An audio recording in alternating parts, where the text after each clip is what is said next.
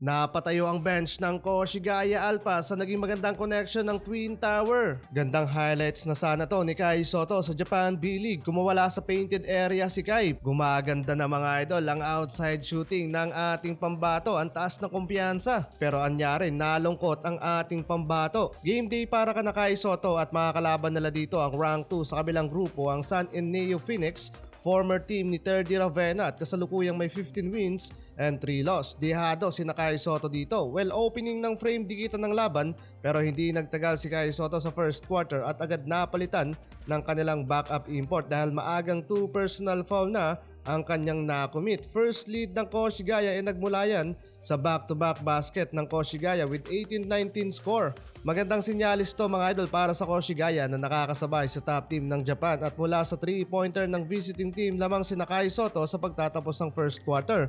Second quarter, no Kai Soto pa rin mga idol at 8 minutes mark na nang pinasok ang big man. Yun nga lang, maagang miscommunication mula sa ating pambato plus yung nakomit na foul ng kanyang teammate. Dahil doon mga idol nagkaroon ng back-to-back field goal ang home team to take the lead sa laban. Scoreless pa mga idol ang big man pero meron na siyang 2 rebounds and 1 assist. Gandang highlights na sana to ni Kai Soto and first field goal sa laban. Yun nga lang, not counted at nauna yung tawag ng referee.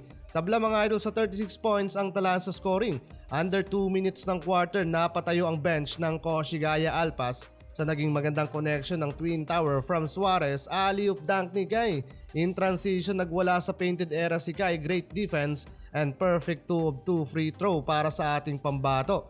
4 straight points mga idol ang ginawa ni Kai bago matapos ang first half, 42-45 in favor sa home team. Second quarter mid-range pull-up jumper para sa big man, 11 points na so far sa laban. In addition, etong 3-pointer mula sa Alpas kaya tabla sa 47 ang talaan sa scoring.